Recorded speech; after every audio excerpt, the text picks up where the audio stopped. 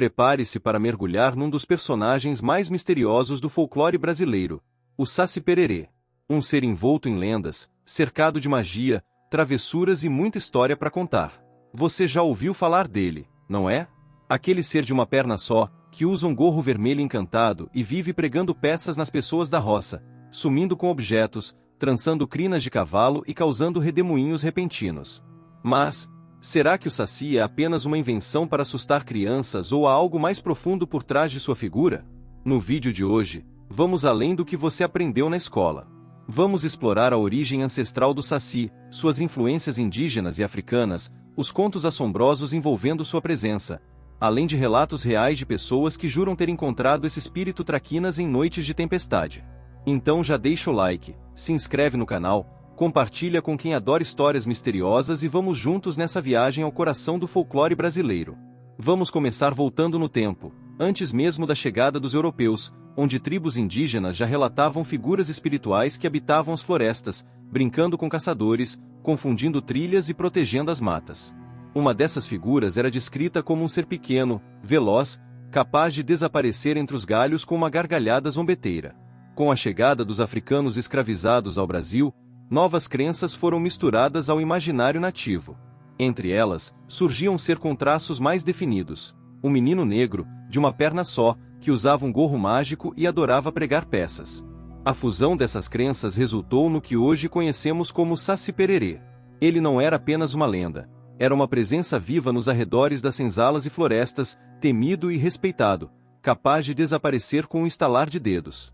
O Saci passou a representar não apenas um ser travesso, mas também a resistência e a força das culturas que moldaram o Brasil. Mas afinal, por que o Saci tem só uma perna? Essa característica peculiar sempre despertou curiosidade. Dizem que ele perdeu a outra perna em um duelo, enfrentando outro espírito da mata.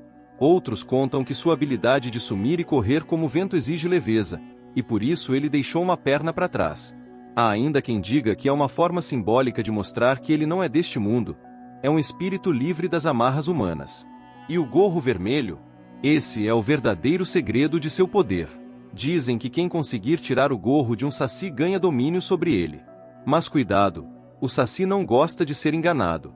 Ele pode se tornar perigoso quando sente que está sendo ameaçado, causando acidentes inexplicáveis e mal-estar nos que ousam desafiá-lo.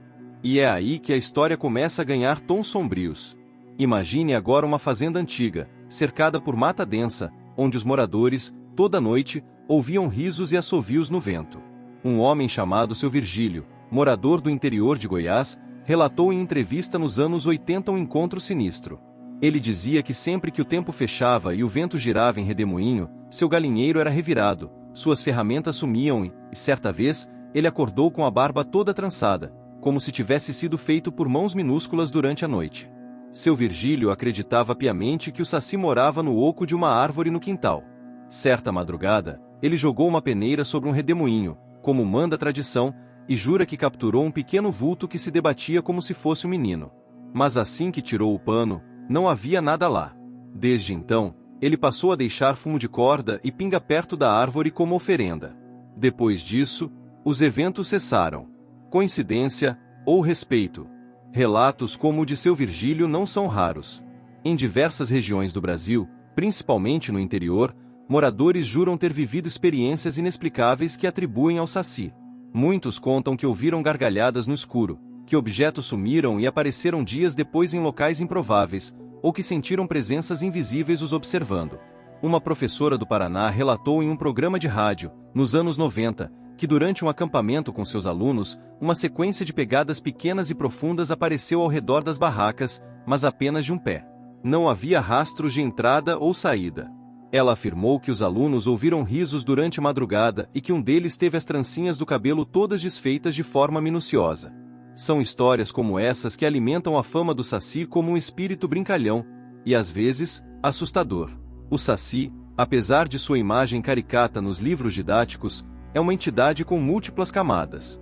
Ele representa a irreverência, a inteligência rápida, o improviso e, ao mesmo tempo, a malícia e a astúcia do povo brasileiro.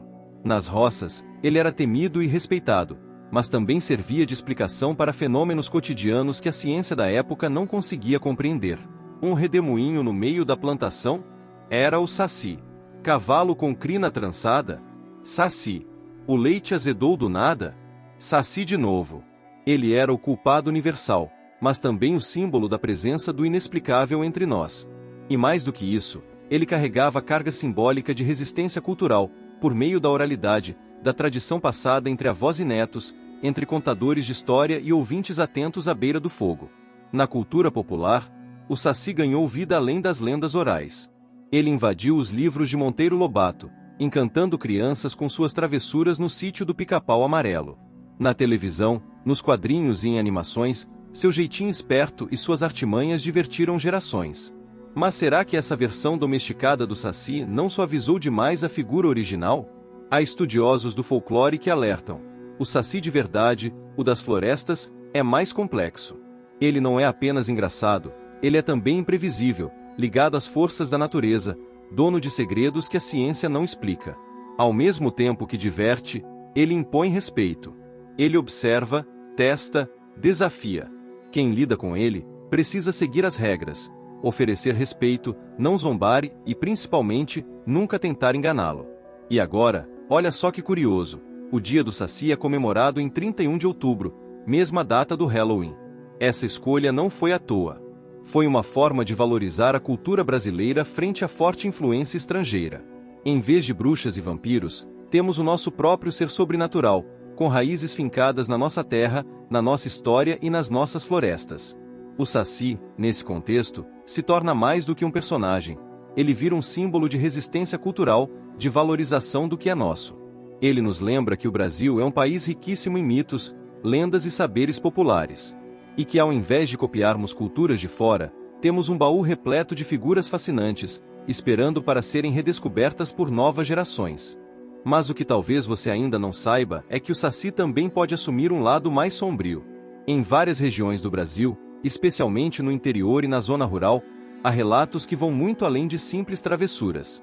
Um dos casos mais comentados aconteceu no interior de Minas Gerais, em uma fazenda abandonada onde, segundo os moradores, o Saci se manifestava com uma intensidade assustadora. Um antigo caseiro, conhecido como Zé Damásio, jurava que via vultos correndo no mato com uma risada estridente sempre após o cair da noite. Mas o que mais o marcou foi um episódio em que, após zombar da existência do Saci, ele acordou com os móveis da casa todos virados, portas escancaradas e as lamparinas apagadas. No chão, havia marcas de pegadas, pequenas, fundas, de um pé só, que saíam de dentro da casa e desapareciam no meio do mato. O mais assustador foi encontrar seu cachorro de estimação encolhido no canto do curral, tremendo sem parar e com os pelos queimados, como se tivesse sido atingido por brasas. Desde esse dia, Damásio nunca mais ousou falar do Saci com desdém, e deixou oferendas por anos no pé de uma figueira, onde acreditava que o espírito morava. E não para por aí.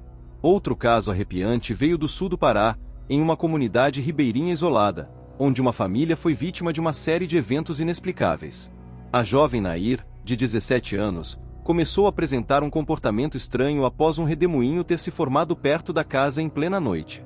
Ela dizia que ouvia risadas dentro da cabeça e acordava com os cabelos trançados de formas complexas que ninguém da casa sabia fazer. O mais estranho era o cheiro de fumo e terra molhada que impregnava o quarto pela manhã. Certo dia, seu pai decidiu cortar uma árvore antiga que ficava ao lado da casa, que os mais velhos diziam abrigar um espírito. No dia seguinte, todos os potes de barro da casa estavam quebrados, a farinha derramada no chão formando espirais e o fogo do fogão se acendia sozinho. O avô de Nair, que conhecia os costumes antigos, afirmou que aquilo era vingança do Saci. Para acalmar o espírito, foi feito um ritual com fumo de corda, cachaça e cantos antigos dos tempos dos quilombos. Desde então, os fenômenos pararam. Mas até hoje, ninguém ousa cortar outra árvore sem antes pedir permissão. Não se brinca com as entidades da mata. Ao refletirmos sobre o legado do Saci, percebemos que ele não é apenas uma criatura do passado. Ele continua vivo nas rodas de contadores de histórias, nos festejos de folclore nas escolas, nos estudos acadêmicos sobre mitologia brasileira. E mais, sua imagem é usada até em campanhas educativas e ecológicas, ensinando o respeito à natureza, o cuidado com as florestas e a valorização da nossa identidade. O Saci é multifacetado. Ele é brincalhão, sim, mas também é profundo. Ele carrega memórias de sofrimento, resistência e criatividade. Ao conhecê-lo mais a fundo, entendemos que o folclore não é coisa de criança, é uma expressão viva da alma de um povo. Agora, me conta, você acredita no Saci? Já ouviu algum relato parecido com os que contei aqui?